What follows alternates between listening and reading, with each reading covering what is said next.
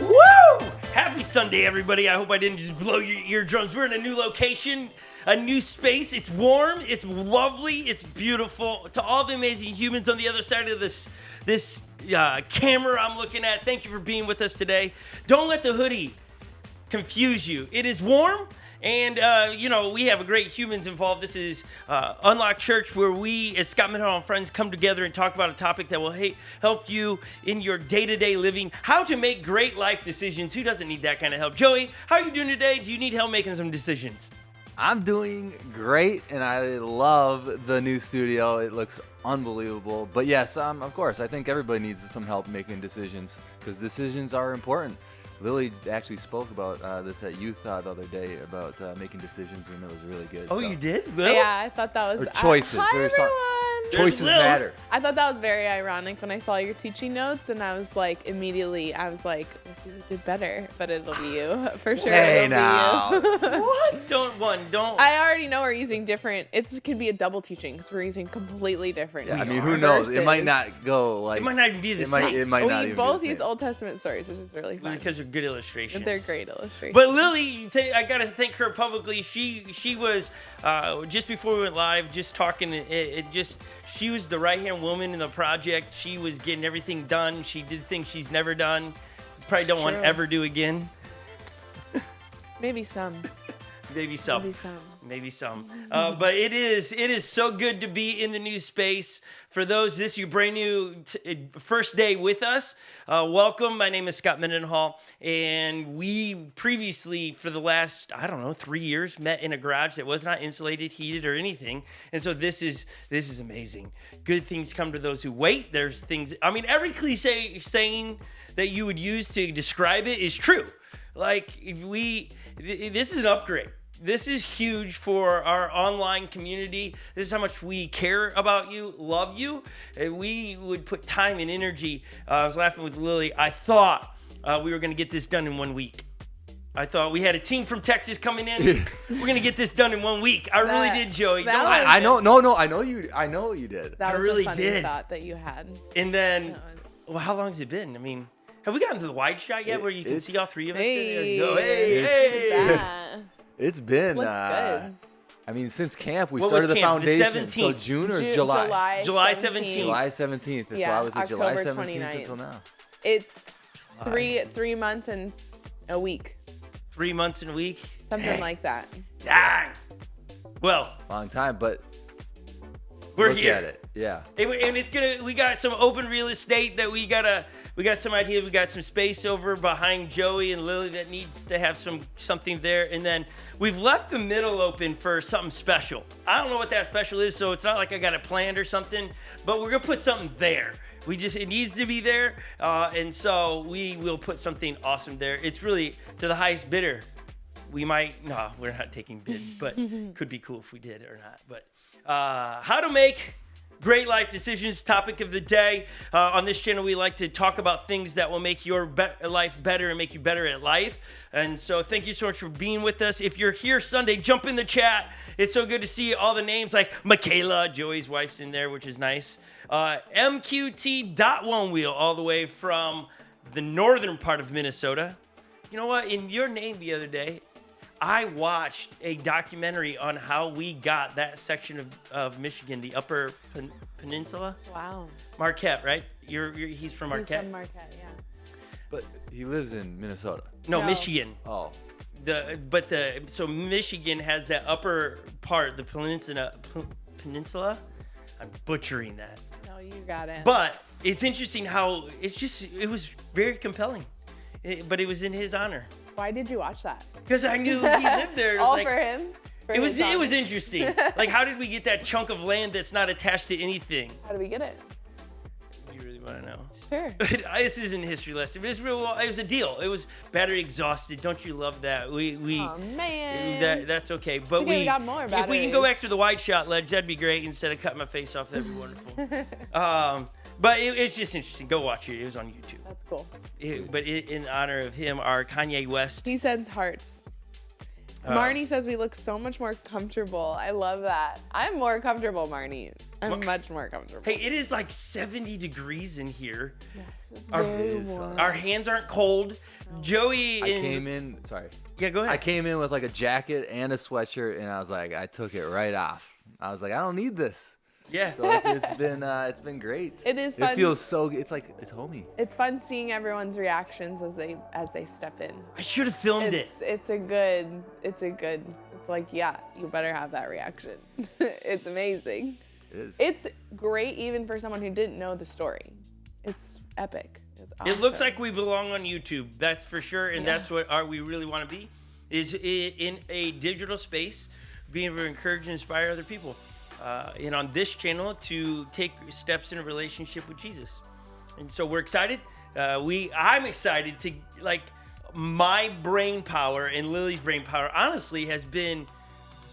I'm gonna say 99%. There's been 1% elsewhere, but 99% on how in the world do we do this? How do you make it heat? How do you install heated floors? I've never done that before, so I had to learn. How do we run power in the ground, right, Lil? Remember that day? Yeah, I remember. It wasn't that long ago. Some of the projects feel so long ago, and some don't, obviously, because we just ran power 2 weeks ago, I want to say. It was just before the So- ground started freezing yesterday. Yeah. So it was timely. How about hanging cedar?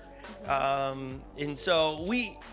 Ran some wires for outlets. I think that's Wired the one outlets. thing that Lily was sick of. Was hanging cedar. Well, Because yeah.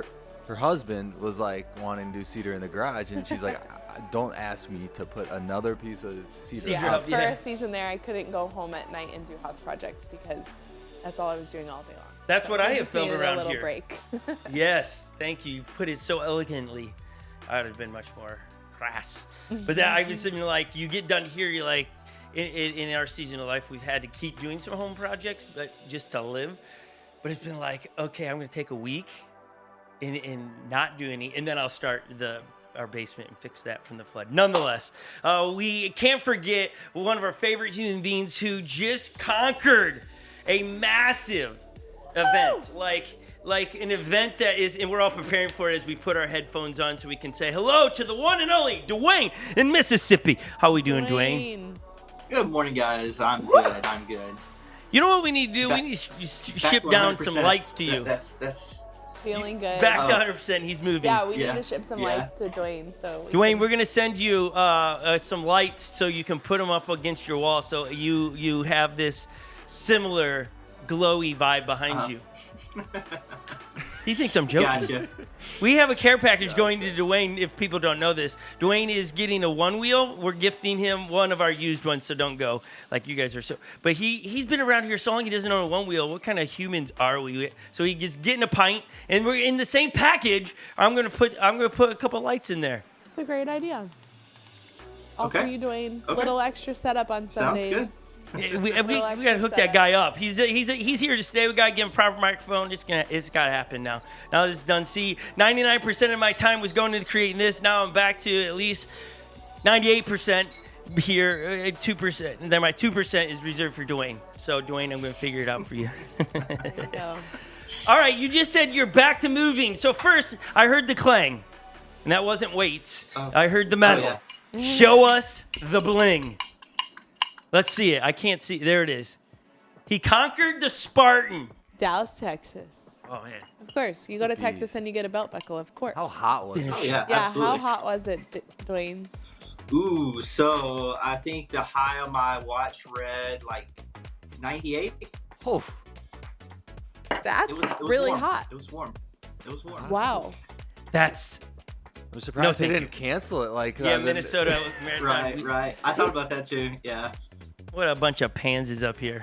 And we live Well, here, see- so My rental car had Minnesota license plates. Oh my and gosh. 35 runs all the way down to Dallas. So it's like, man, I'm getting Minnesota vibes, but I'm not feeling it with the 98 Yeah. degree Yeah. weather. That's so awesome. he left me a memo saying that, hey, I'm thinking about you. I just picked up a car. I could hop on 35, but I got to do work, son. He didn't say it like that. That's definitely my translation. But I got to do work, and he goes and do it. Okay, so some people obviously want to know, Dwayne, there were 60 events that you had to do in a 28-mile distance. Was that what it was, or 29? 32. 32. That's so good. I thought it was less, and I was like, who does that? So 32, that's the longest you've ever ran. Absolutely, yeah. / walk. If for those at home, I also have to speak to that when I look up, our confidence monitor is just over this, but up. Does that look weird when I look up? Can you tell I'm looking up? Yeah. Yes. There's nothing we can do about It's it. just something you're gonna have to practice. Well, if I want to see his beautiful face, I got to look up, and Sure, I can look down and look there, but then I can't see Dwayne. So if I'm looking up, I'm looking at the conference monitor so I can see Dwayne in his smiling goatee. Okay, so 32 miles. Well done. Set a record distance. Joey didn't like that I said run, walk, I take it. You're like, Yeah. why'd I have to say But that? you Why'd know you have to he- say that? All of them, a lot of them probably walked. I think you walk after Oh, yeah. the events. I'm sure. Yeah. Yeah. What do you mean after the? Oh, after the whatever event. event you Yeah, just yeah, yeah. do, swim through fire. I'm pretty sure you're getting out of there unless you're a pro. Or they stand there for a little, just Yeah, like for sure. a couple seconds, and then get back to jogging. That's what I'm saying. Okay. I'm not. That wasn't a slam. Okay. I don't think I'd have done any better. I definitely probably wouldn't have done better on the. See, I had 60 events and they were all upper body strength and crazy things like, honestly, barbed wire, swim through fire. You had to drink some fiery fluid as well. It was just wild. And so they did enjoy Joey's looking. I wish. Joey's like looking around like, seriously? What kind of event is this? Like, I don't remember him saying that. Okay, so how many events out of the 60 did you get done? Before you say that, remember, so many of us jumped on a bandwagon of one, we would do the amount of burpees that he was supposed to do for the penalty, and we're giving, was it $2.50, Lily? It was. $2.50 for each? Yes. Was that what it was? Yes, that's what it was. That's what Okay, so how many, for every event he didn't get done, we were giving $2.50 to charity in his name. And Every he gets event to, I did get done. for everyone you got done. Sorry. Okay. So Yeah, what is the magical number out of 60? How many did you complete? I completed 30. Yeah, halfway. Good job, Dwayne. Halfway. What a great measurable goal for next time. That would be Oh, yeah. $75, everyone. We're giving it. To your charity, your nonprofit of your choice. Those that are online, there's some of you that said you were going to give as well. There's going to, But Dwayne, where would you like that $75 of at least Lily's and mine going to? Well, I think a charity that is really close to my heart is here in my hometown, is St. Jude. Aw, So- that's awesome. There it Yeah. is. You got it, Dwayne. St. Jude. I ran a marathon almost a year ago. Almost a year ago with Dwayne down there and raised some money. So that is awesome. Love to do that. $75 going to St. Jude. Thank you, Dwayne, for getting out there and getting after it. I thought about you the week I knew you were going to do it. And then I thought about you all week as we were just trying to race and get this done this week and how tired we were. And I was like, Dwayne just did what he did. He's tired all week. He's trying to recover himself. And so thank you for being an inspiration for us to keep doing what we're doing here. Again, good morning to Dan. Dan Woodham's in here. Marnie is here. Let's see who else we got in the chat this morning. We want to give a shout out. John S. Pokes Stop? Stop. Yeah. Pokey Stops. There you go. In the chat, so Mary Mendenhall, that's my mom. Sarah Briggs is in there. We already said hi to Michaela. We got Katie from Michigan as well. Michigan taking it over today. It's Nice. the Battle of the M States. You ever think about that? Yeah. It's great. Mississippi, Michigan, Minnesota. Yeah, wow. There's a lot of M states. So a lot of fun. If we have anybody else, anyways. Lara says the new space looks great. How's it sound? That's the question.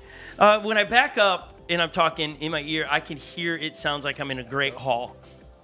It doesn't, like when I'm right on the microphone, it sounds clean and nice, but when I back up, we did not have time to put our sound panels in, so we'll get to that. That's one of the things we're missing is the sound panels. It was one of the things that we said, Joey, this is what it was. I'm going to do that next week. It's not on camera. I think that's understandable. I did have a nightmare. It wasn't a real nightmare, but I literally, with a look of love and sturdiness on Friday, we worked a little past 5 to just finish it. Just past, right? Like 5:30? Yeah, I left at 6. Okay, Which so is the normal time to leave.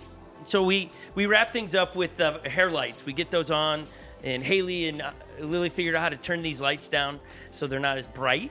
And so they get that done. We wrapped it up, and Lily goes, "Now you're not going to do anything tomorrow, right? This is it." And I was like, "Yeah, I think this is it." But then I woke up on Saturday, Joey, and I was like, "Oh man, all that work, and if we don't run an internet cable out to there and hardwire that, and we can't have a stream that is flawless on our first Sunday in New Space, that would be a colossal fail." So I didn't promise, but I did say I wasn't going to do it, and then I ran the cable. I just could not do it.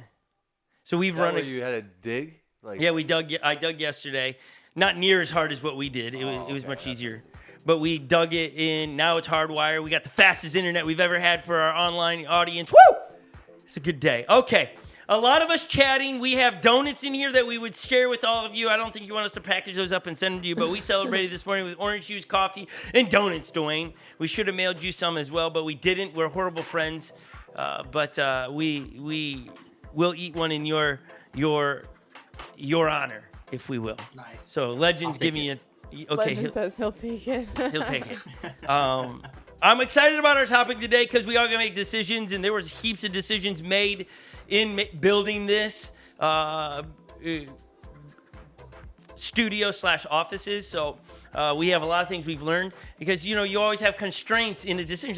That's what makes decisions difficult. Everyone has constraints in whatever the decisions they're making. They have limitations, they have boundaries and all these things. And so we are asking ourselves, what are the decisions I'm going to make? What ones are going to get me close to my boundaries? Which one am I okay stepping over my boundaries? So how to make great life decisions is today's topic. Dwayne made a great decision months ago to sign up for the Dallas Ultra Spartan race. But he also made, and Dwayne, maybe you would disagree with this, but I have a feeling you're going to agree with it. You would also agree that you made some poor decisions in not training fully for it. Is that a safe? Oh yeah, that's safe. That's very safe. And because of that, you paid a little bit of price, I got to assume, in the event. Oh, absolutely. Yeah. Okay. So we're going to play a quick, I don't know, maybe 1 minute video of, it's set to be 3 minutes. I've not seen it. Does it have music on it, Dwayne? Do we have your audio? It does. Okay. It does. It has audio, music. Okay. So we're going to watch this video, and then we'll be right back. This is just like on this channel, we want to support and brag on the accolades of some great human beings that inspire each of us around here. So we're really excited about what Dwayne just did. And here is his video. He runs around in these events with a 360 camera. And so here is the Dallas Ultra Spartan race 2023 in Dallas, Texas. Our man, our good friend, Dwayne, being a champ and doing what champs do. Finish what you start. Enjoy this video. We'll be right back.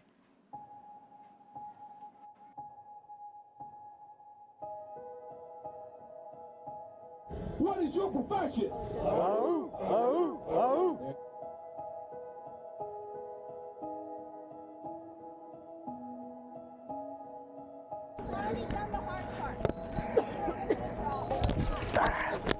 Yeah. There we go.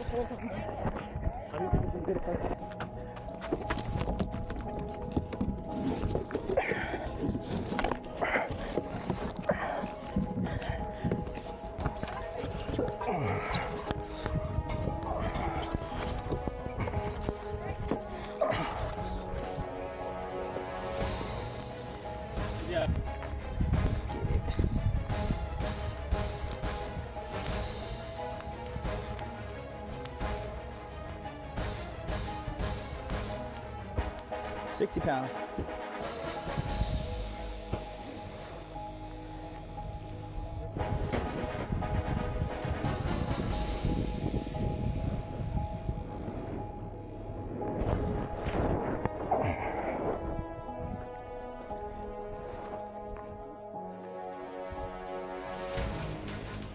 Oh, great.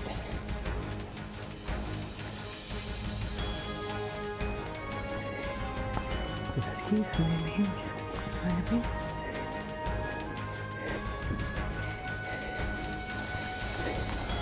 I can hear Lily tuning. Billy Joe's, let's go.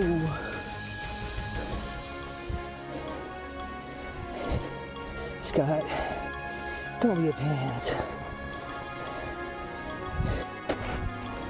Let's go.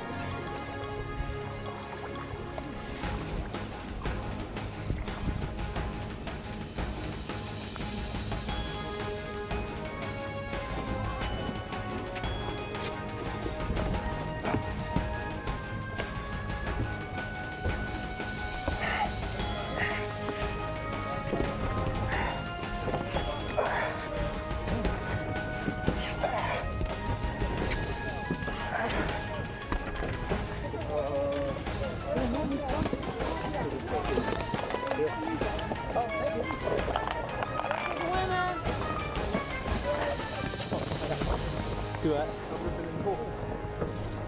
Let's see. Yeah, I'm gonna try it. I'm not letting go of the rope.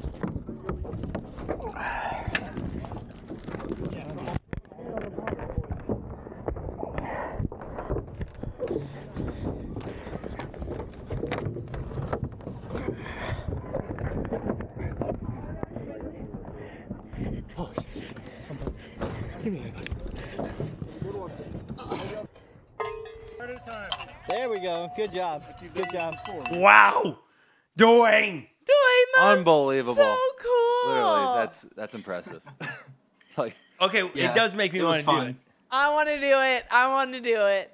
I want Hey, to do Marty it. signed up. Marty signed up for next September. Is that, She I saw did? that? Like, yeah, I she didn't signed know. up for What? one. Yeah.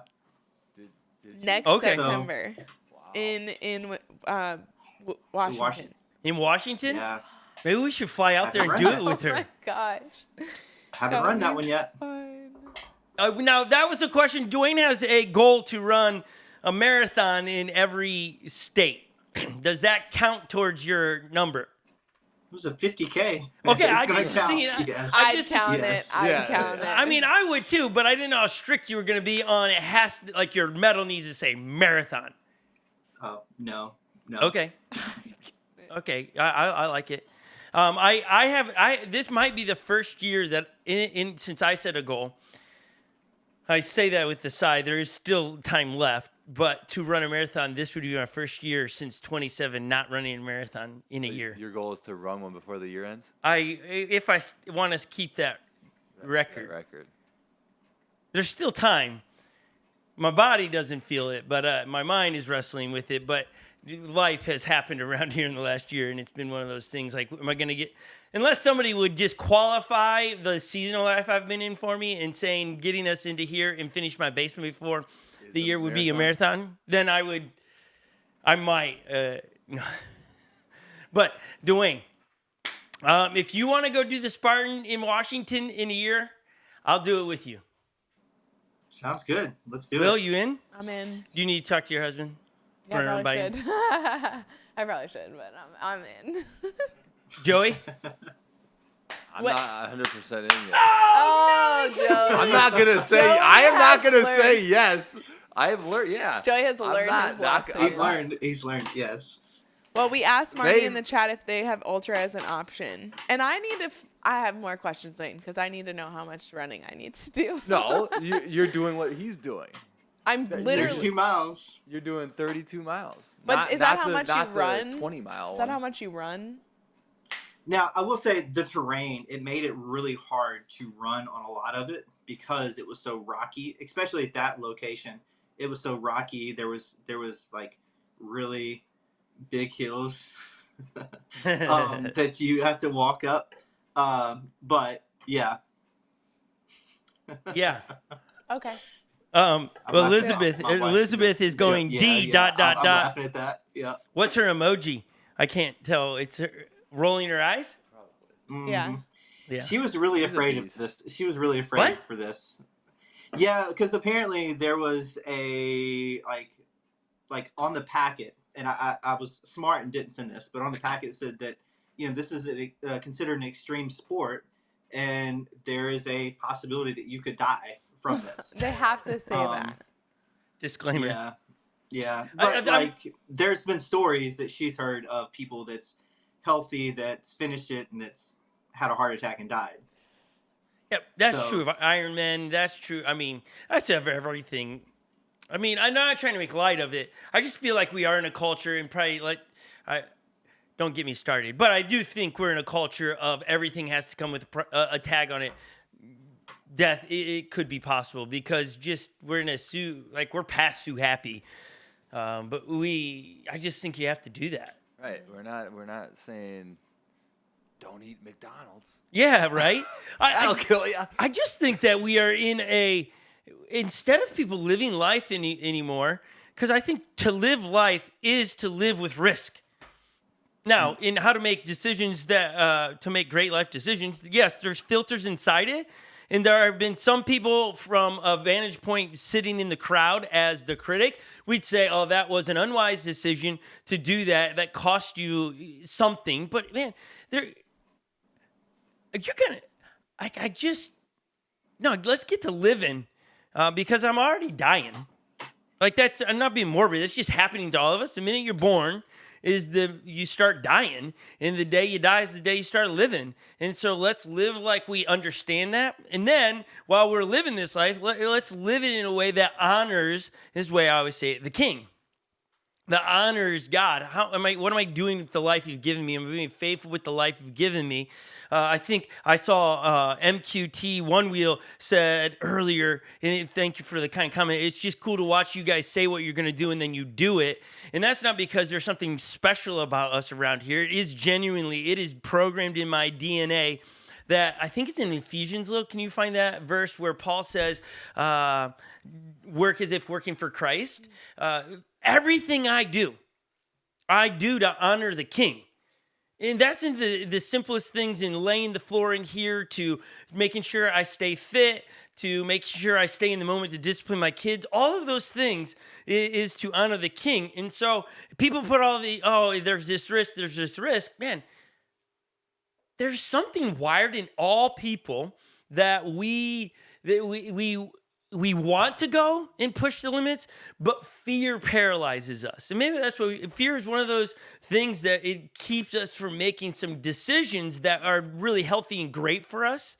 With that, I mean, if I go and I know Elizabeth's heart, she loves Dwayne, so I'm not knocking Elizabeth here. Holly has said the same thing to me with Iron Man. She's like, oh my gosh, Scott.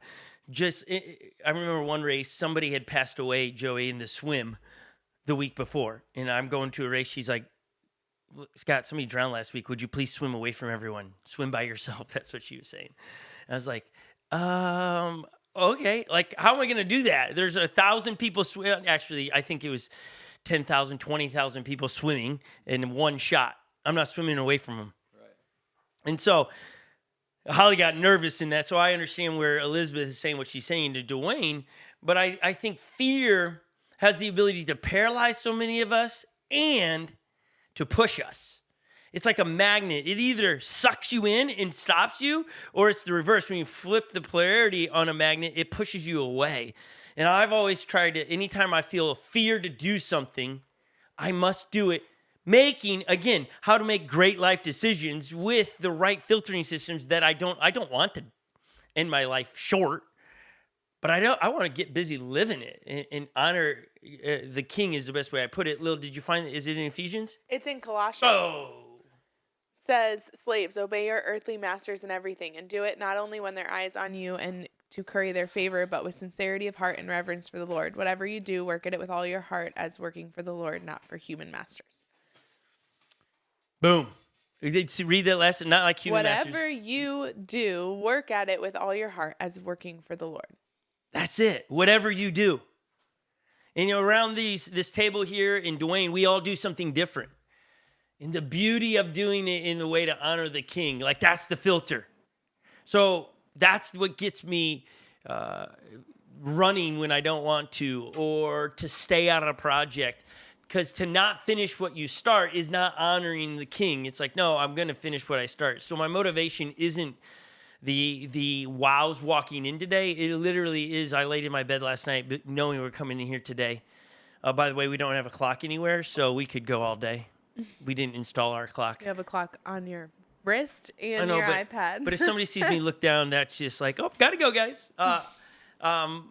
But I literally laid on my pillow last night and say, God, I hope you're pleased with the work we did, with the resources you gave us and the time we had to get us into this space. So, if we can be your inspiration and Dwayne can be your inspiration, finish what you start. And that's the biggest thing. And we try to talk to our kids on. And I think I said it to you, Joey, at the marathon a couple weeks ago. I said, hey, man, once the gun goes off, you finish what you start. Before that moment, you could tap out. You didn't start it yet. But once it's game time, you finish what you start.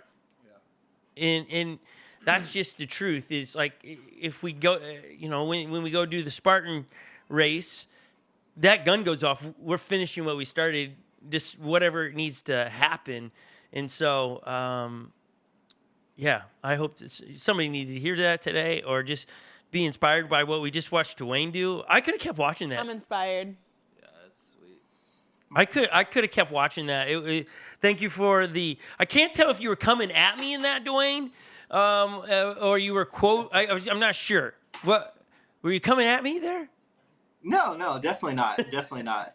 We all need that friend that's gonna come alongside and just give us a kick in the behind when we need it. So you're that voice for me of that hey, moment. You know what? Like yeah, like let's do it. Yeah, you got to say those things in those moments, because mile 29 and you got 2 more left and you're lifting something or climbing something. Whew, not much left in the tank now. It's the willpower.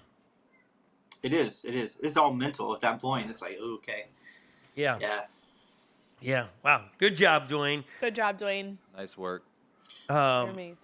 Elizabeth is going in there. She goes, I knew, in capital letters, he did not train. So that made her nervous. And I think any wife or husband that is with somebody that's doing these extreme sports of these things, there are seasons where you're really fit and ready to go. And then there's seasons where life's crazy and you aren't ready for the race. I've gone into those before, and they're brutal, and that I hate that pain. I always tell Dwayne, and I told Joey this, I'd rather pay the price in training than in the race day, because those days in training, they're very short compared to 5-6 hours of just brutalness. 12. An hour of suffering a day is just easier for me to wrap my head around than 5 hours or 6 hours of, is my knee going to fall off? Am I going to puke? Whatever it is. So when Elizabeth, sorry. Yeah, go ahead. When she says no training, Dwayne, like, did you not run a lot, like, from that marathon that we did until this Spartan race? Or, like, when she says no training, are you, like, talking like you ran, like, just a couple times? Or what does that mean? Yeah, that's probably accurate. Like, it was a few times. That's It was a few unbelievable. times. Now, amazing. as little as prepared as I was, the friend that I ran with, his longest run up to that point was 11 miles. Jeez. So he mental. gritted it out. It was all grit for him. Now he did better in the obstacles than I did, because like he's stronger than I am. But yeah, we would finish an obstacle and I can run. But he was gassed. Oh no. Well, this sounds like as we prepare to the new year. I mean, the new year's 2 months away. I've already been thinking about I can't wait to unleash some of my new benchmarks and goals. I'm gonna save them, but I have some thoughts for my personal. Well, that's great for you. Can't wait to see it. Yeah, it's gonna be. Can't wait to watch you do it. It's gonna be. I'm stoked on it. I don't need anybody. I'm just stoked on that. I'm gonna do something that I've never done before. I hope it's CrossFit. So we'll. Let's get Scott to the CrossFit Games Masters Division. I'm not. No, that's definitely. But no, don't get me started. Oh! Okay, we'll save that for New Year's Eve. New Year's Eve is a Sunday, so. What's great about the new studio is that we have windows all the way around, and Joey's got one behind him that you can't really see out of at the moment because of just how bright it is. But the sun now, you can see it through a window or on the other side. It's kind of fun to see the window coming up. You see the outside. It's so fun to be here. Again, if you're a first-time guest, welcome to our YouTube channel where we talk about things to make your life better, make you better at life. Today, we're talking about how to make great life decisions, and we've really kind of started alluding to that. But before we get into that, we're going to do, Lily's giving me like 5 songs. Yeah, you got options That's a lot today. of It's a songs to choose celebratory from. Sunday. Yeah, so I'm going to list them. And then I get to choose? You get to choose. Joey's choosing. So if we can put the wide shot on so I can see Joey's face and everybody else can. Lily can offer in her thoughts, and so can Dwayne. Okay, Good Grace, Graves into the Garden, or just Graves into Garden, Raise a Hallelujah, Glorious Day, and Waymaker. Do you need to hear those again? No, I got 2 in my mind. And then What are your 2? Choose. What are your final 2? Graves in the Gardens or Waymaker. Ooh, all right. Yeah, that's my final 2. Really? Yeah, well done. I love those 2. Okay, I'm going to go with Graves into Gardens because actually when I uploaded that this morning, there's the lyric that like says there's nothing better than you, talking about God, and like it is all God who got us here in the studio, and there's nothing better than him. Even this amazing studio. He is so good. I love it. We're going to get to that, but I just saw Elizabeth. I don't know who she wants to tell Dwayne. I need you all to tell him how insane he is. He won't listen to me. Elizabeth, love you. I am probably the only I can empathize with one. this woman. But who's Yes, she I asking to can. say that to? Like us or those in the Elizabeth, chat? I think, Elizabeth, you need to talk to Michaela. I think she'll maybe. But like I hear that, it's like Elizabeth, I'm probably not the one. I'm going to push you to go to. The problem is none of us are going to tell Dwayne that he's crazy, but I get where you're coming from. I think, I do think I would be, I could, if she would quantify her statement on how crazy he is for doing these events untrained, I can get on that boat. And untrained, yeah. I would use a loud megaphone with this dude and tell him, you got to train, Dwayne. It even rhymes for you, Dwayne. It even rhymes. Even rhymes. Gotta train, Dwayne. You got to, that's the next thing you got to say to yourself as you have another window of, you got some time before another event. You got to train, Dwayne. This is my loving self to you. Mm-hmm. You got to train, especially for longevity for yourself, your body, and your wife's mental capacity. You can relieve stress of her life. If you would train, she would see, oh, yeah, you're good. You're trained for it. But just showing up, it's not as enjoyable. Okay. Yeah. Thank you, Dwayne, for nodding. He's like, yeah. I mean, I think there's another point of this as well, because in July, I was running as well as doing CrossFit, so I burnt out. I got burnt out. So you gotta make wise decisions in that regard of, just you can't get it all trained in 1 month, because you're gonna burn out and you're not gonna have the longevity to complete your goals. So since then, it's like, life's happened, and like, I don't know, I've been burnt out since then. So, but I completely understand, and I completely am on board with that training. So yes. Yeah, I understand what you're saying as well in making, again, title of the day, how to make great life decisions. It's those filters that we make them through. But I think, last year in my year goals, it was to, I think, I'd have to revisit, but I think it was to PR in my marathon. Because at that time, I had no idea what my life was going to be like. And I was like, oh, yeah, I could do it this year. Just coming off Memphis, I felt real strong there. And I was like, okay, if I just build on this, I'd get it. It would be the training would be very minimal. But then life happened. Within 2 months of that, just craziness ensued and really hasn't stopped. And it was like, okay, based on my new circumstances, what's the wise thing to do? And it was like, I started training for the marathon with you guys back in June or early May. And it was like, nope, there's too much outside stress to add this kind of stress in on my body of high miles and intensity. Is like, no, that doesn't make sense. But I then changed the target, right? It's changing. Well, then that goal can't happen. It's coming back, and this isn't me looking at Dwayne and saying I'm just leveraging what he's talking about. When we talk about making decisions, this is literally a filter I use. I don't know if Lily and Joey or Dwayne use it, but they've heard me say it so many times. It's this statement based on your past circumstances, based on your past experiences, your present circumstances, and future hope and dreams, what's the wise thing to do? Those three things help you filter your decisions to make really healthy, good decisions. Now, that's I'm not talking about peanut butter and jelly sandwiches and you filter that through. We're talking about these decisions that have a lot of ramifications that play out pretty big, right? And in those things, it's like, okay, when it came down for me, future hopes and dreams was like, I need to get my house back to where it's livable, because it's been a long ride that it's not been. And it's like, that's, to me, that was self-serving to go train for a marathon.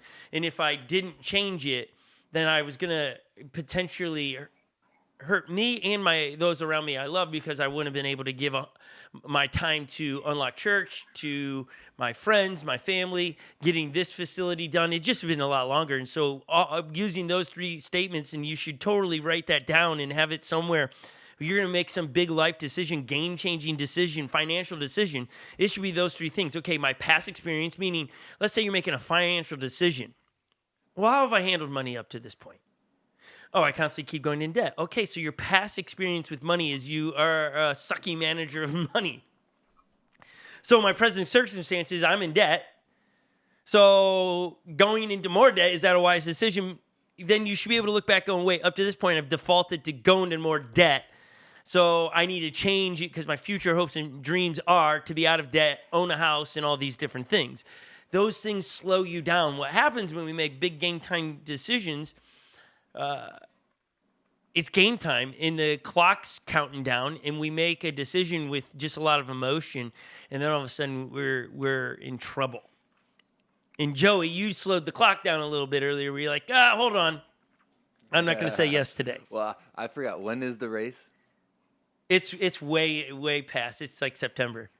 I don't know actually the date. Yeah. Lil, do you know the date? Sometime in September. I don't know. September. But you have... Joey knows what's coming in the future, I know what's too. coming in the future. He does. And I just know it's going to be a busy time. It will be, yeah. I'm not... But that's, again... I don't... It's past true. experience, present circumstances, and future open dreams. That informs us, which is some of those little easy steps to making better decisions for your life, which will ultimately make your better life and make you better at life. And so I hope that helps you, just the beginning of the conversation of it, of making decisions. I need to flip over to my notes to get us rocking and rolling on the actual conversation. That's just the beginning. Just to, again, thank you, Dwayne and Elizabeth, allowing me to use you. But I think here's a statement when this is in a mirage. Joey, what's a mirage? I don't know. What? Mixture. I don't know. You really don't know what a mirage is? Obviously not. You do know. I don't. You have Think to about know. Holes. Remember the movie Holes? Yeah. Or anyone Okay. that's in the desert. What happened when See, Shia LaBeouf's character, I forget his name, but what happened when he started to get a little loopy and like heat exhaustion from digging holes all day? You don't remember when he kind of had like a I can't hear you. Trying to speak across the room With a microphone. Joey's really bad at reading lips. I always tried to help him out, but he's not good at it. I don't know. I'm not going to act like I know. I know. I don't need you to act like it. We're just trying to get you there. I'm going to watch faster. Holes tonight. That's a good movie. It is a good movie. But But I have a question before we get. Yes. Are we not listening to the worship video? Oh, yeah. Joey's like, wait, Vic did. Well, it's not in the preview screen, Okay, so okay. it wasn't loaded up. Oh, so it's about to be in the preview screen now. There it is. But okay. So hold on. We gotta say we'll what a finish mirage this. is. Yeah. That's right. We gotta finish this thought. But a mirage is Dwayne. Can you fill us in on a mirage? Yeah, like it's something that it's an illusion that's not there. I think MQT One Wheels is a heat illusion.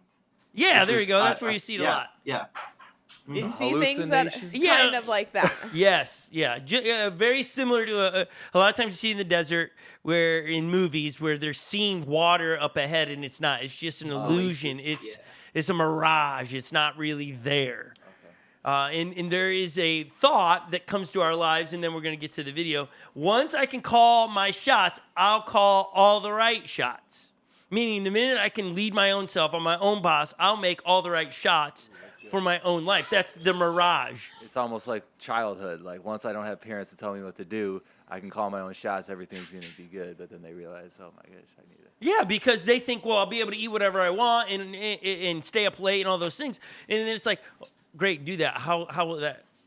How's that going to play out? Because eventually it doesn't play out anymore, right? And so once I call my own shots, I'll make all the right shots for my life. Once I, Psych. yeah, but that's a lot of our targets. I want to work by myself. I want to be my own boss because I'm tired of somebody else making shots for me because I'm going to be able to make my own shots. The problem is we don't make good decisions, and you all have proof of that. It's just true. We all have proof that we don't make good decisions in our own life. So that is a mirage. It's not really there, but that's a target we're oftentimes chasing. All right, here is the song that's selected. What is it? Graves in the Garden? Graves in the Gardens. Selected by Lily, but pared down by Joey. We'll be right back with the final part of our discussion in how to make great life decisions. Enjoy this video. Be right back.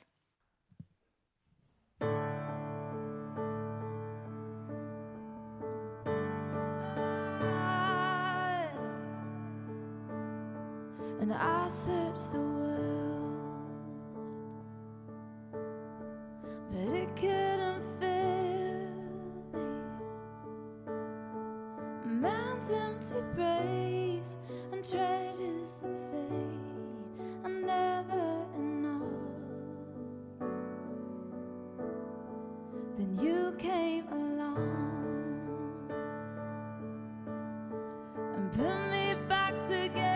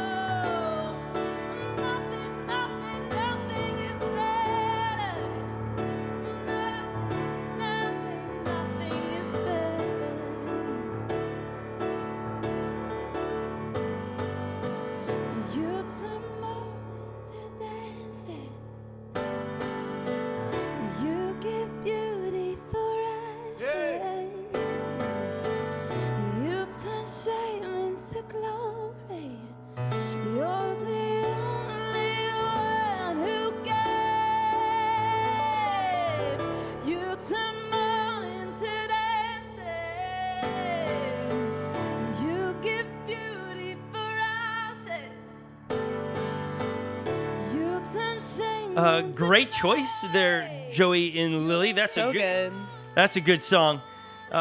Graves in the Garden, that is. You can YouTube that. You can go to any Spotify, anywhere you listen to your music and download that. You probably should create a playlist of some inspirational songs.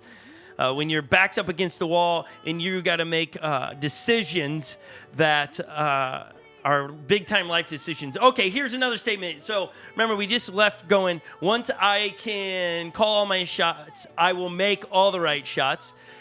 Here's another thing for you to process and look at your own life is, if you aren't happy with your spouse, your kids, your car, your career path, it may be because you are not happy with you.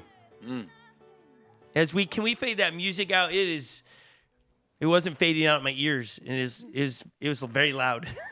Could you hear that, Lil? Beautiful song. It is a beautiful song, but when it's loud in my ears and I'm trying to talk, I couldn't concentrate.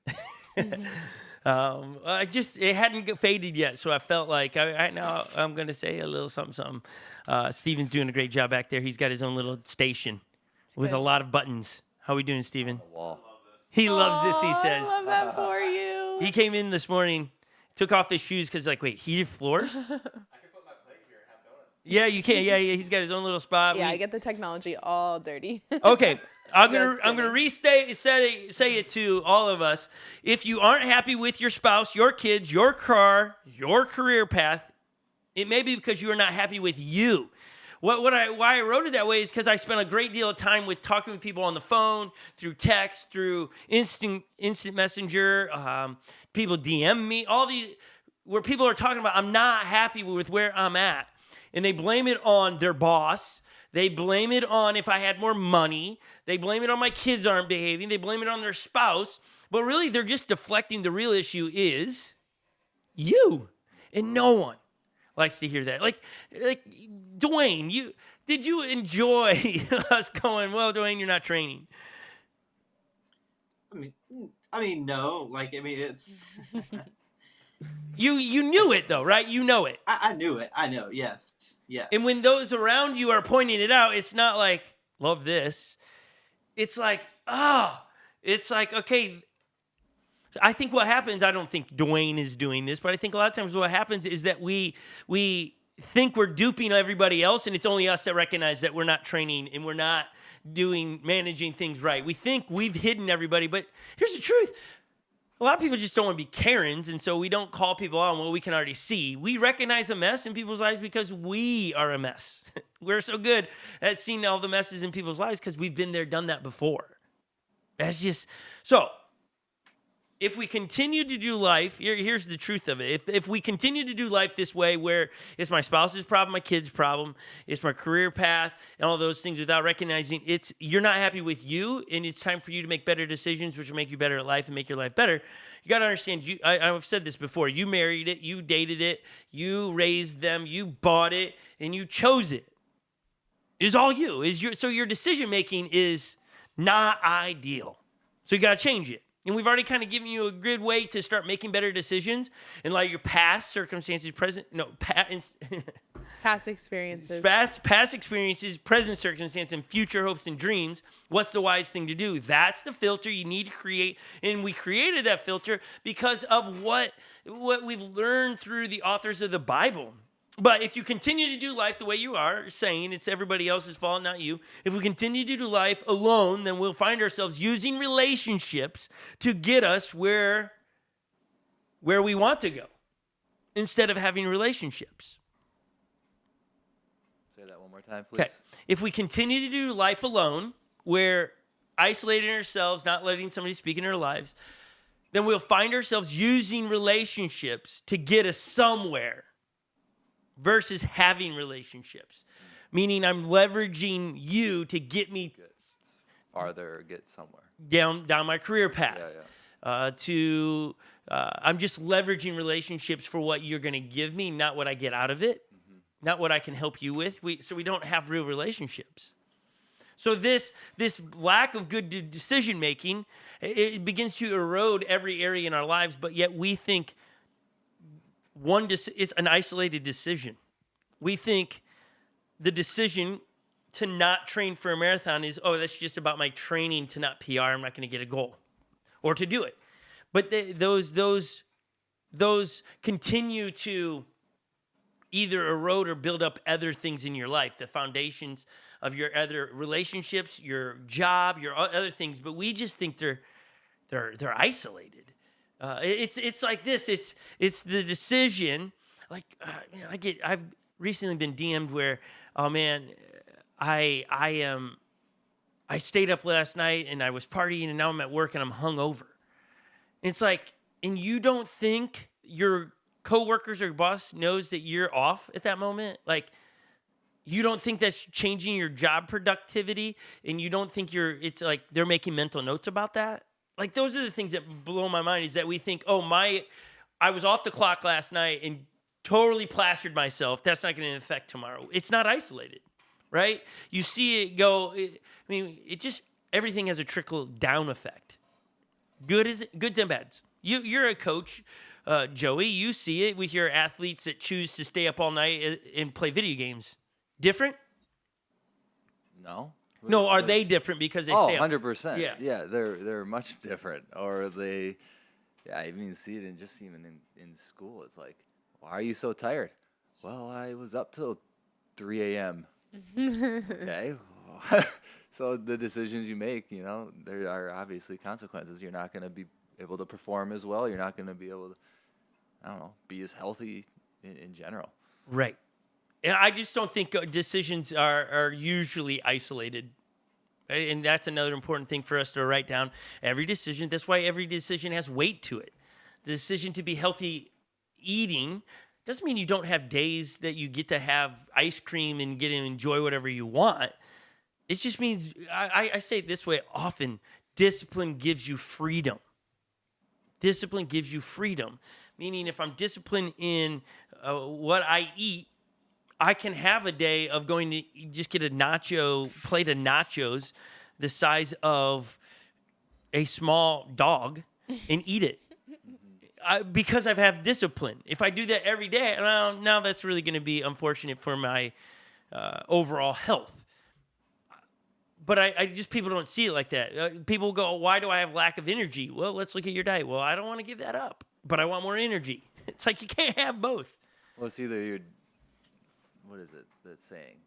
Can't have your cake and eat it too? No, but it's either you choose to discipline yourself now, or you're going to be... You pay for it later. You're going to pay for it later, or disciplined or punished later. Yeah, I think discipline, I would say this way, Joey, maybe it's what you're alluding to this, is there's a price tag on discipline. Right. There's a price tag up front if you're going to have it. So you got to pay I'm going to work out, I'm going to read books, I'm going to learn, I'm going to make sure I have close relationships so I have important voices speaking into my life, so when I make those right decisions, I can bounce things off of them.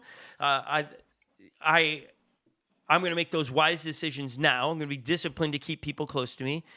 Or you defer the payments, but when you defer the payments in discipline, it costs more.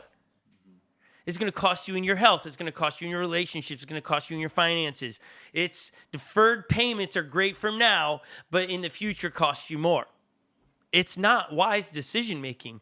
It's keep friends close so where they can speak into my life when I'm not making right decisions. And it's been funny to just how organically these conversations, even leveraging with a Dwayne, and how it's just going to fit into a story. We're going to jump into the Old Testament to really illustrate this. And you've grown up in the church, you're going to know this story.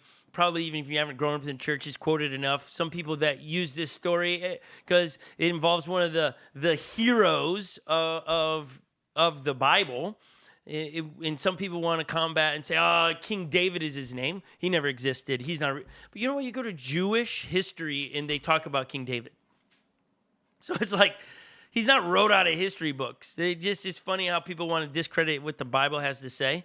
Again, poor decision making. But we're going to jump into King David's life. He's at the age of 50 years old.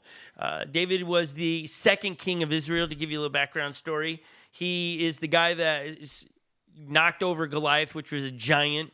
David and Goliath is usually just quoted in a lot of athletic arenas. Oh, this is a David and Goliath story, where you have the underdog versus the dominant giant. And so that comes from the David and Goliath story, which is so good to read. Two favorite Old Testament books, 1st and 2nd Samuel. Those are the names of the book. And they're just so great. It's like if you love movies and you love drama, you love violence, you love who did what to who, and you got to keep a track record of what's going on, you're going to love these two books. You should read them. Just sit down and read it. Enjoy the story. But ask yourself, what is Jesus saying to me? What does he want me to do about it? Because all the way through this is God trying to teach through the life of David how to treat people and love God. So, David, 50 years old, 2 King. Here's the story of probably the most famous decision made in his life. And it has been talked about forever, so it's not brand new. He is, one of the other things you got to understand, David was a warrior.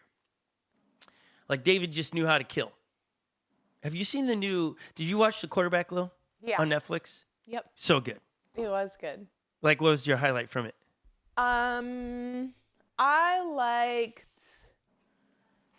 That's hard. I know, I'm liked putting you on the spot. Kirk Cousins' story, and I liked kind of having a good chuckle at some of the wives, specifically Brittany. That would be Patrick Mahomes' wife? Yeah. Yeah. Yeah, she's a cute one. Yeah. Yeah, we watched it. It was great. Joey, how about you? Did you watch The Quarterback? I did. And? I loved it. Yeah, Okay. I loved just seeing the just action behind the scenes type stuff. And my wife watched it and she's like, "Oh, I'm actually excited for this football season now."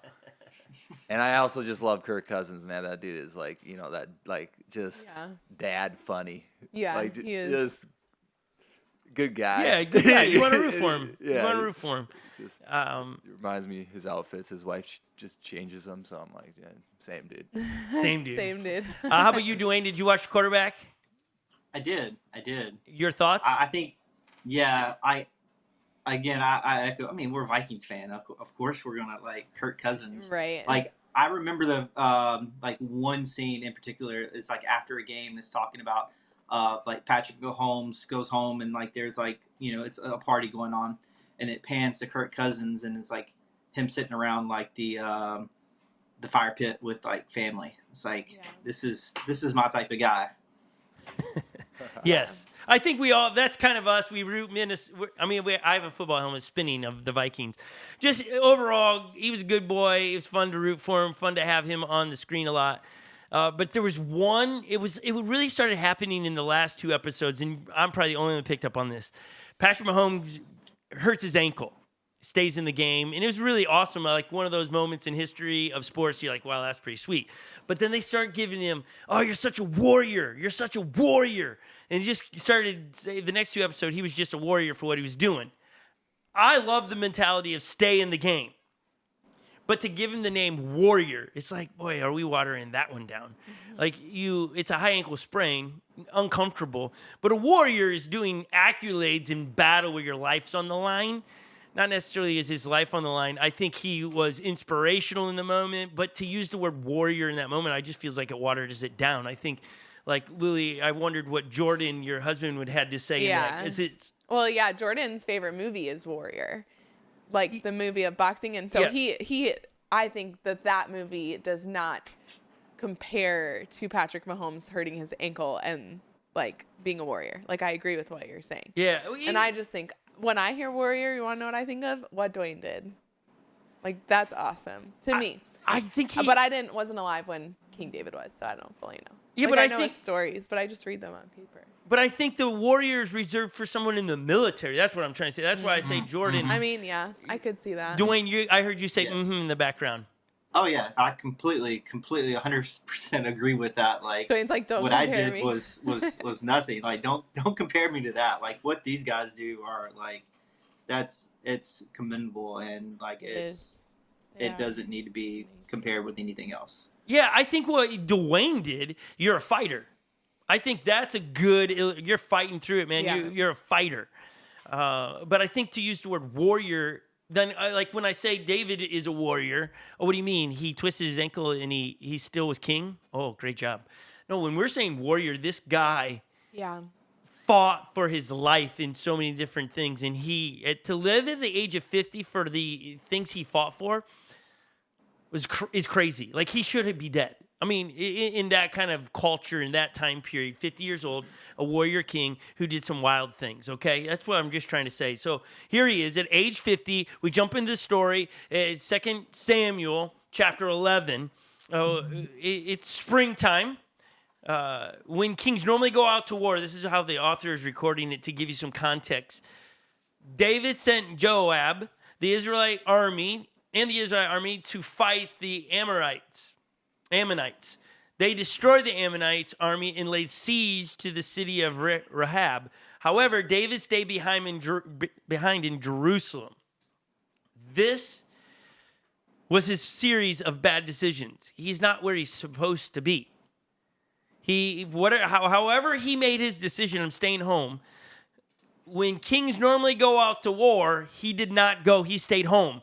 First bad decision.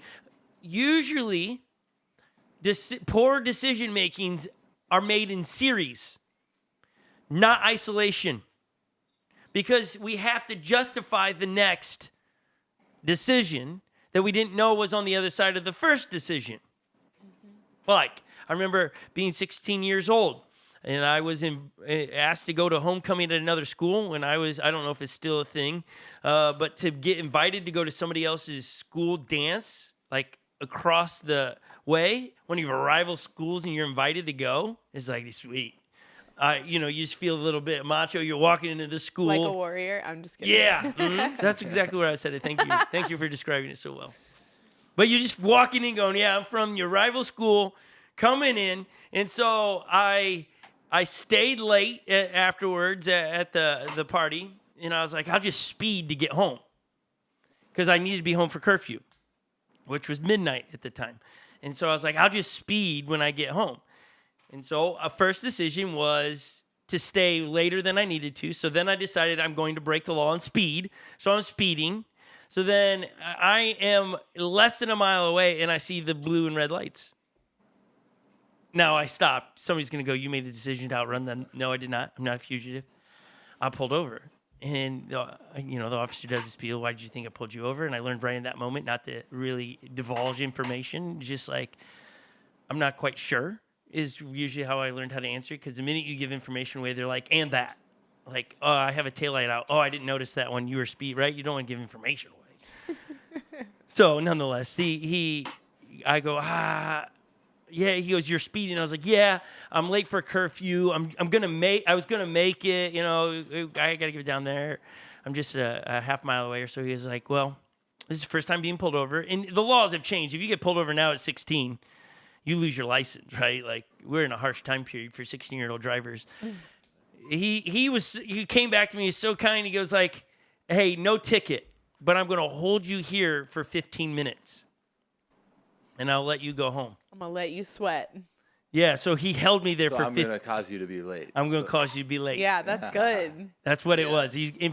But not like give you wiggle room, grace period. I know what he's doing. He's like, maybe some parents give you 5-minute grace period. He's like, no, 15 minutes, that should get you good trouble.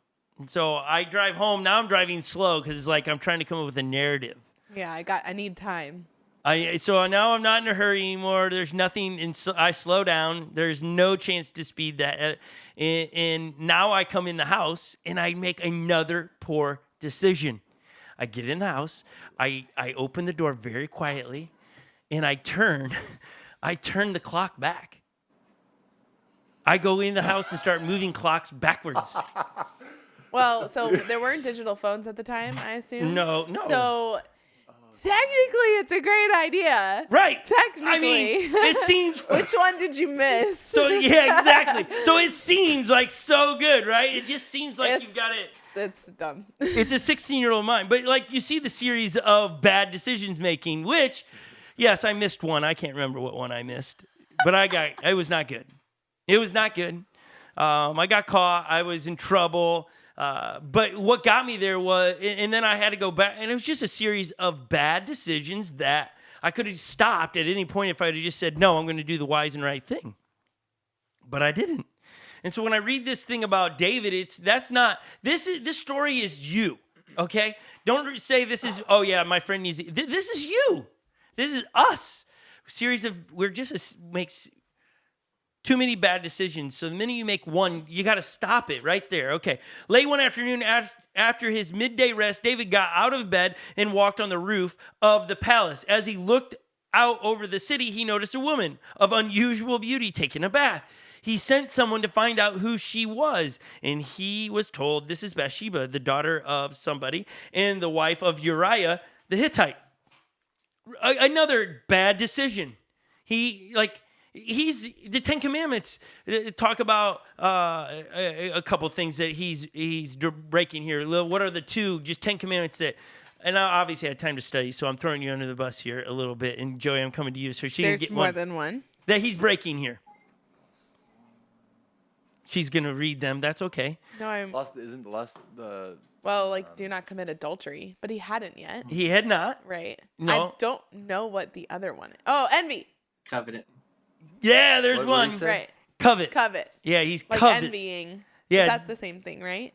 But in Yeah. the Ten Commandments, it's thou shalt not covet. Right. Yeah. Covet. So Do- he's coveting Uriah's wife. Yeah, the beauty of her. He is so right there. Like, hey, go find out. Like, he's not asking. You know why he's asking, right? Like, it's the king here. It's a hot girl, and he's not looking away. He didn't stop. Like, Yeah, it moved him to action. Go see who this person is. right? Yeah, this is a great way to put it. So his decision making, right? In that it's like I'm going to look away. No, he didn't. He stared, and then he goes find out information. And I just think it's worth noting that he knows the Ten Commandments. He's the king of Israel. He knows the Ten Commandments. Again, for anyone that looks at the opposite sex in those lustful ways, hey, she is not just like this is what I put here. She is not just a body. She is somebody's body. Either her father, right, or until married and then married, right? She's somebody's person, right? Like, but when we turn them into just something to spectate at, we've just downgraded them to just disgusted. Just like it, yeah. It's worth mentioning. David struggled to listen to the wise words because he wasn't what he wanted. 'Cause again, he comes in unusual beauty. He sent someone to find. Why didn't somebody right there just go, hold up, David? Or coming back and say, hey, that's the wife of Uriah. Like they didn't say, oh yeah, that's just Bathsheba. They quantify, but he doesn't listen. Then David sent a messenger to get her. And when she came to the palace, he slept with her. Bathsheba discovered she was pregnant. She sent David a message saying, hey, I'm pregnant. Then David sent word to Joab, send me Uriah the Hittite. David does what he's always done every time. He controlled the situation just like I did in getting pulled over. It's in all of us. This isn't just David. We all control the situation when we make bad decisions. How can I move this? How can I do that? We control the situation, which usually makes a series of bad decisions. So we're getting back to the story in 2 Samuel chapter 11. So Joab sent him to David. When Uriah arrived, David asked him how Joab and the army were getting along and how the war was progressing. If David was there, he would have known, didn't need to ask the question. Then he told Uriah, go home and relax. David sent a gift to Uriah after he left the palace, but Uriah didn't go home. He slept that night at the palace entrance with the king's palace guards. When David heard that Uriah had not gone home, he summoned him and asked him, what's the matter? Why didn't you go home last night after being away for so long? Uriah replied, the ark and the army of Israel in Judea are living in tents, and Joab and my master's men are camping in the open fields. How could I go home to wine and dine and sleep with my wife? I swear I would never do such a thing. Well, stay here today, David told him, and tomorrow you may return to your army. So Uriah stayed in Jerusalem that day and the next. Then David invited him to dinner and got him drunk. But even then he couldn't get Uriah to go home to his wife. Again, he slept at the palace entrance with the king's palace guards. Here's what's wild, is what you're seeing with Uriah here is David. Just a younger version where he was after honoring the king. Not the king of human standard, but God the king in his life. What's the wise thing to do to honor the king? And David finds frustration, and we find that a lot when we bump up to somebody that, oh, you've made a series of good decisions. You look at somebody's life and go, how did you get that in your life? How did God show up and show off in your life? And it's a series of good decisions. And your lack of those things in your life is just usually a series of bad decisions. We just don't want to own our messes. We want to blame our messes away. We want to go, if I had the boss that you had, I would have the promotions. No, because it's in you. You've got to fix your lack of good decision making. I know for some of you, this hurts. It's frustrating to look in the mirror and own our mistakes. But the quicker we own our mistakes, the faster to recovery.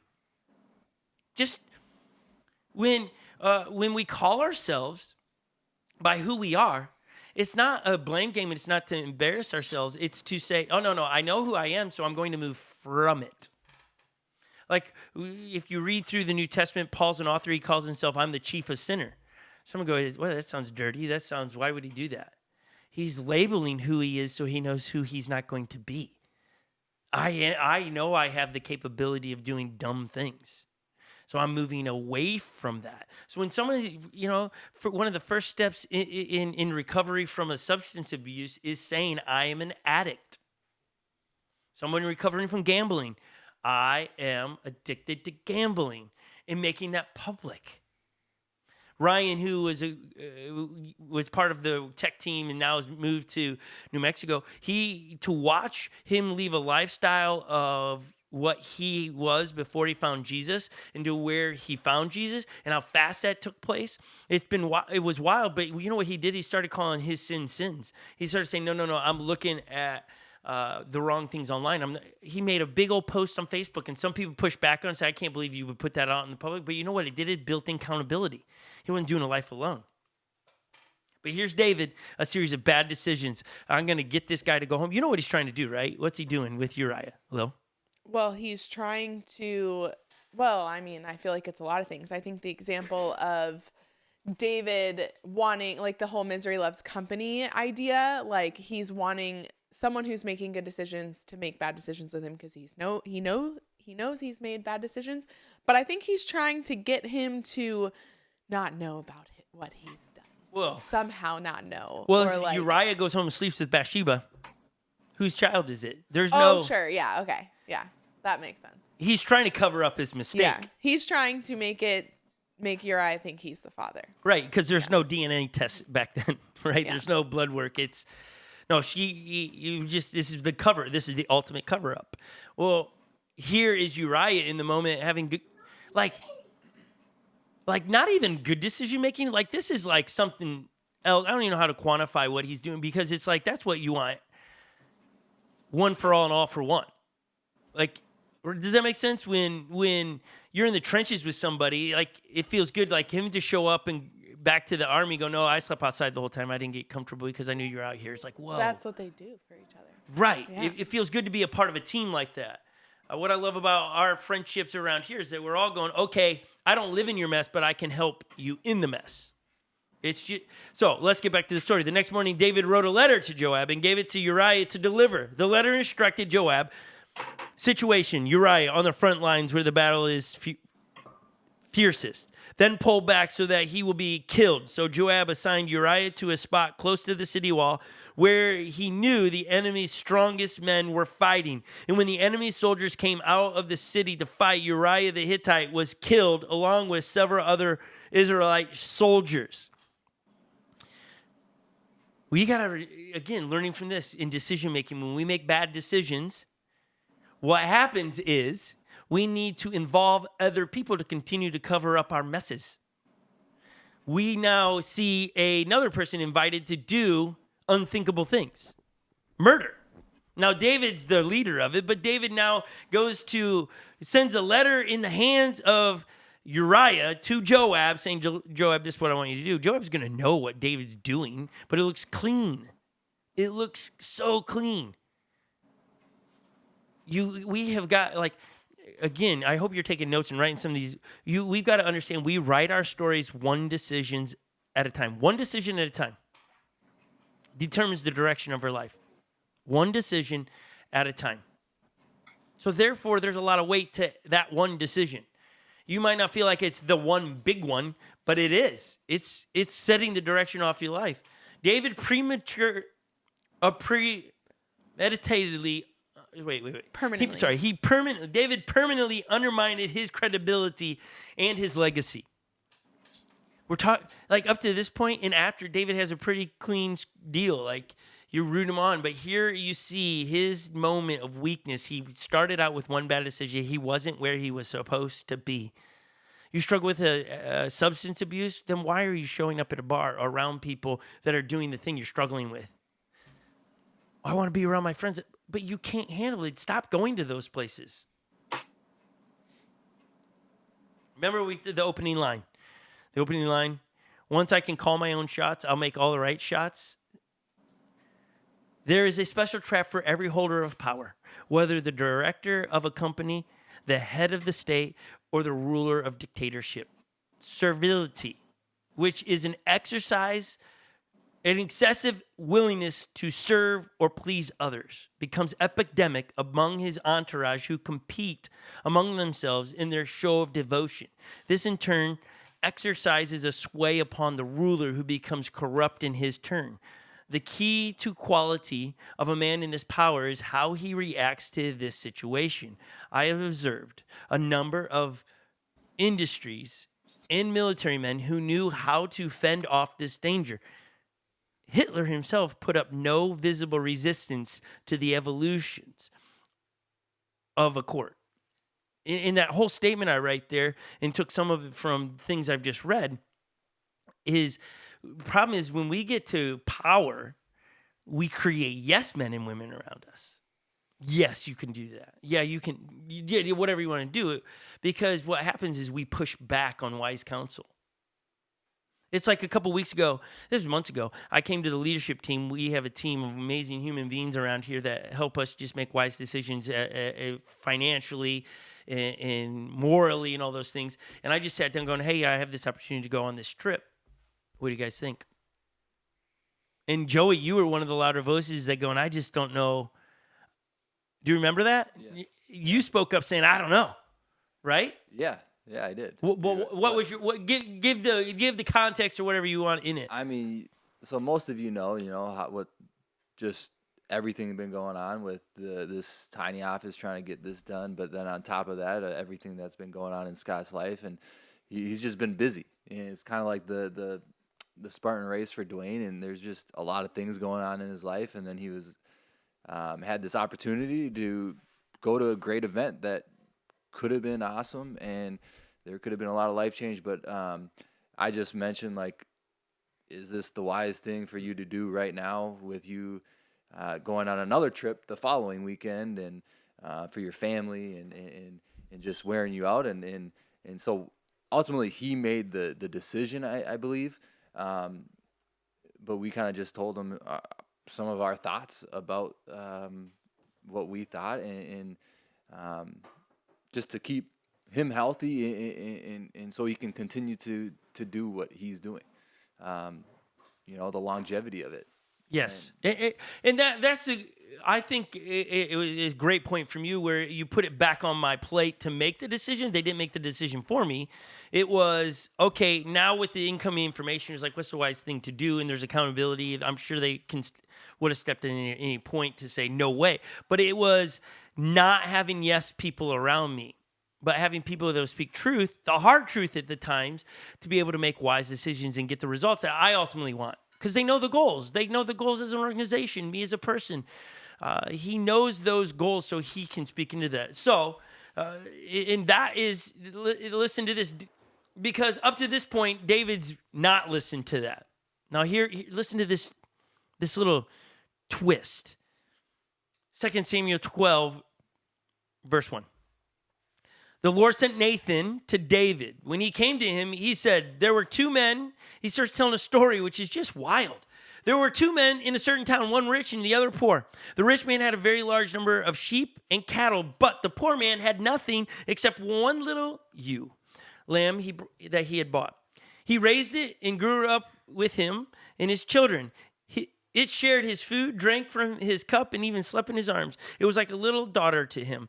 Now, a traveler came to the rich man, But the rich man refrained from taking one of his own sheep or cattle to prepare a meal for the traveler who had come to him. Instead, he took the ewe lamb that belonged to the poor man and prepared it for the one who had come to him. Dwayne, are you tracking this story? Yeah. Okay.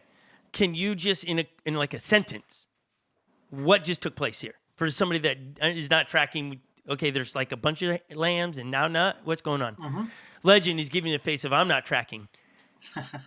So a guy with a lot of lambs and a guy with only one, a traveler comes, and to prepare food, the rich man with a lot of lambs, didn't take his abundance, one of his lambs. He went and got the poor man's lamb to prepare for the food. Yeah, what does that do to the inside of you when you hear a story like that? Like, I mean, it's like, okay, like the obviously knowing what we just come off of in the parable, like the parallel between what David did, like it's like, okay, like how many times have I done that? Like, obviously I'm not a rich man, but I mean, how many times have I done the wrong thing that I put someone else's, my wants, my needs above someone else's. So it's, I think just reading the story off of, without knowing that, like, I think David's reaction would be what anybody's reaction is, like, oh, wow. Like, how could somebody do anything like that? Like, that's just terrible. That person should be canceled. Be, cancel there should culture. be punishment to it. Yeah. Unfortunately, our cancel culture isn't canceling those types of things. Our cancel culture is very backwards. But as Right. Dwayne's saying there, the story continues. David burned with anger against the man and said to Nathan, "As surely as the Lord lives, the man who did this must die. He must pay for the lamb 4 times over because he did such a thing and had no pity." And this is the best. If you know a friend or a family member that's doing stupid things and making unwise decisions, and you've seen it all playing out, and you haven't stepped in and said, "Hey, hold on, stop. What's wrong with you? Like, come on, do you not love them? How are you going to let somebody just drive off the cliff?" Now, it's up to that person's response, and I think a lot of times the reason we don't do it is because usually I'm going to make up this statistic, but I feel like it's like 90% of the time people react wrong when confronted on their poor decision making. Now, some of that's the way we do it, but most people, when confronted, aren't going, "Oh, thank you so much. Oh, I didn't see that." We're usually like, "What do you know? Oh, you're high and mighty and you think you're perfect." But David's upset. Now, listen, you got to understand, Nathan comes into the king. The king can just lop off his head at any moment. Like, this isn't just friend with friend across coffee. This is you're in the king's palace. The king doesn't like what you just said. Hey, would you just watch David exercise his power? Then Nathan said to David, "You are the man. You're the one that made the decision." And then he goes on, this is what the Lord, the God of Israel says. "I anointed you king over Israel, and I delivered you from the hand of Saul. I gave your master's house to you and your master's wives into your arms. I gave you all Israel and Judah. And if all this had been too little, I would have given you even more. Why did you despise the word of the Lord by doing what is evil in his eyes? You struck down Uriah the Hittite with the sword and took his wife to be your own. You killed him with the sword. Now, therefore, the sword will never depart your house because you despised me and took the wife of Uriah the Hittite to be your own. This is what the Lord says, out of your own household, I am going to bring calamity on you. Before your very eyes, I will take your wives and give them to one who is close to you, and he will sleep with your wives in broad daylight. You did it in secret, but I will do these things in broad daylight before all Israel." And he continues. I mean, it's wild. Like, God's just like, "Hey, you're going to make unwise decisions. I've had enough of it. You've made a series of it." And I think that's one of the last things I want to point out. You don't know when God's like, "Okay, you've had enough opportunities to make better decisions and you've not yet. I'm going to get involved." And I don't think I think we want that conviction to happen before God says, "I'm going to get involved." And I'm not trying to make God out to be scary, or that he's evil or mean. I look at, there's plenty of times, this happened yesterday. Holly said, "Good, it's bedtime." Everybody moves but one. I watched one stand there, and I just watched for a little bit. I gave them time, and they didn't move. And I go, "How many times do you need to be invited to go to bed?" They knew they got caught, right? I was like, "No, when you're asked to go, you go." And the longer you waited, I was just seeing if you were going to make a good decision to move before now consequences are involved. And because 60 seconds had gone by, it was like, no, this is too long. You're now being disobedient. You had 60 seconds to make a good decision, a wise decision, and you didn't. Now consequences fall. There's always time between our decisions to own our messes. Today, can we become owners of our poor decisions? Because we boast and post pictures about our good decisions. We need to own our messes and to move past our messes. And no, when you can make all the right shots, you're not going to make all the right shots. When you have the power to do it, you're not. You're going to put people around you. They're going to be yes people so you can continue to make the poor decisions and justify it. I hope today you got something out of it. I don't know. We went long today. Some of it's just because we got to spend the morning showing off the new studio and stuff. But I hope Jesus spoke to you today, and it will help you make better decisions, because we all need to make better consecutive decisions to get to where we ultimately want to get. No one is going, "Oh, I want the results of negative decision making," right? That's not a New Year goal. No, absolutely not. Right. Yet we do it all the time. All right, let me pray. Actually, Joey, you pray for us today. All right, let's pray. Lord, I thank you for this day. I thank you for everybody that's online watching. I just pray a blessing over them. I pray that as the words that were spoken, and from David, and I just pray that we would think about the decisions that we're about to make. Is it the wise thing to do? Is it the smart decision? And just think before we act. And I just pray that we would just continue to go to you for guidance, Jesus. And we just thank you for your love for us, and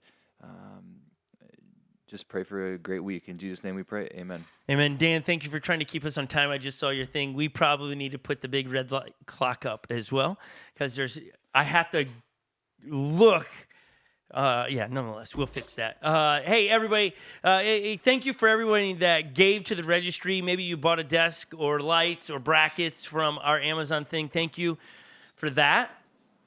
It was a team effort and all of it, so thank you for your generosity. If you would love to continue to give your tithes and offerings, we make it super easy here. You can go to unlockchurch.com/give, or you can go to you can text the number 77977, the word unlock, to give, and it's really that easy. Thank you for your generosity. All of your resources continue to go into us being able to reach people, partner with people to unlock their God-given greatness. And thank you, Dwayne, for hanging with us today. Thanks for the video. What an inspiration today, Dwayne. Legend is back there in the corner clapping you on, cheering you on, Dwayne. Thank you, man. You and Elizabeth, your family are amazing, dear friends of mine. Thank you for always being a good voice in my life to push me and pull me back when I need it. So have a fabulous Sunday, Dwayne. We'll see you next Sunday. And we're not cold. My hands are warm. My feet are warm. What a great Sunday, Dwayne. So good. Okay. Absolutely. Everyone at home, we love you. Have a fabulous Sunday, everybody. We'll see you next Sunday. Bye. See ya.